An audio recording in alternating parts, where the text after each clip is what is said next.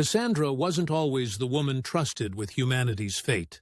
10 years ago, she was a rising star in the field of theoretical physics. Her groundbreaking work on quantum energy drew the attention of the world's most powerful scientists, governments, militaries. But ambition became her blindfold.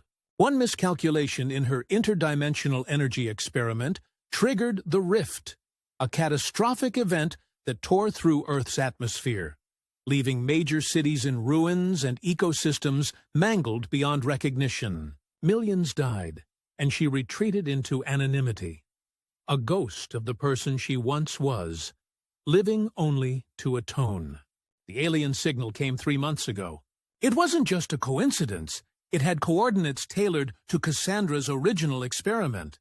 Was this mere chance, or had they been watching her all along? Against her own judgment, Cassandra was pulled from exile by a dying world desperate for answers. Time moved differently inside the orbital station where she decoded the signal. Isolation amplified her memories, the tearful faces of those begging for the fallout to stop, and the loved ones she failed to save. When she cracked the signal, it revealed the chilling truth. Not only were the aliens aware of her failed experiment, they had reverse-engineered it. They did not come peacefully. Near-Earth orbit was now swarmed with their fleet, advanced and untouchable by anything Earth's battered defenses could muster. Their demands were cold, yet simple. They needed resources from Earth to survive. In exchange, they offered technologies that could heal Cassandra's destroyed planet faster than humanity ever could alone, turning deserts into forests and silence into symphonies. But there was no way to confirm the truth. Were they saviors or conquerors gambling Earthlings' hope against their desperation? High Command believed no gambler deserved trust. Their orders were clear. Cassandra was the station's sole operative with access to the nuclear override. "Detonate the fleet," they ordered, "and show them humanity will not yield." But Cassandra's core was built differently than her commanders. She looked out at the fleet and didn't see invaders. She saw helpless beings, much like humanity, trapped in their desperation. A kind of mirrored reflection. Could she really condemn them to die when it would kill millions of innocents? What if strength wasn't obliterating hope, but believing in it? The moment of reckoning arrived with a blaring siren. A timer glowed blood red on the screen. 10 minutes to execute the override. Reports flooded in from Earth. Mass hysteria, riots, prayers echoing in empty churches as people begged for salvation.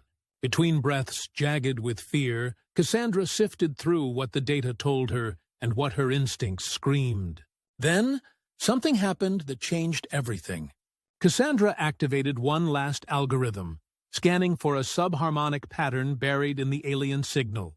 And there it was, a sliver of encoded memory, a desperate, whispered plea in a harmonic frequency she'd woven into her own failed experiment 10 years ago. It wasn't coincidence. It was guilt, hers. These weren't invaders. These beings were the remnants of a species her rift had shattered when her planet first tore into their dimension. She wasn't just Earth's destroyer, she was theirs too. Cassandra fell to her knees, realization drowning her in shame, but also clarity. The countdown ticked to 60 seconds. Her choice would seal not one, but 2 worlds' fates. And yet, for the first time, her trembling hands steadied. She rewired the trajectory, not toward destruction, but connection. She would transmit Earth's records, art, music, history, the story of humanity itself. Even if the aliens proved hostile, Earth would show not its fists, but its soul. She pushed the lever to the right. Silence engulfed the station as the timer hit 0. Seconds turned into agonizing minutes. Then, the hostile fleet did something no strategist foresaw. They lowered their weapons.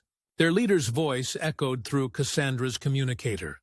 "We see you, and we understand." Earth was not spared without cost. Skepticism divided nations, and rebuilding what was lost remained monumental.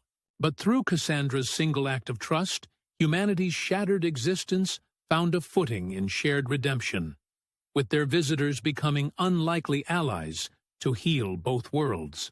Cassandra's decision reminds us of an enduring truth, that redemption begins when we move beyond our fear of others and try instead to unite through what makes us human, our capacity for hope.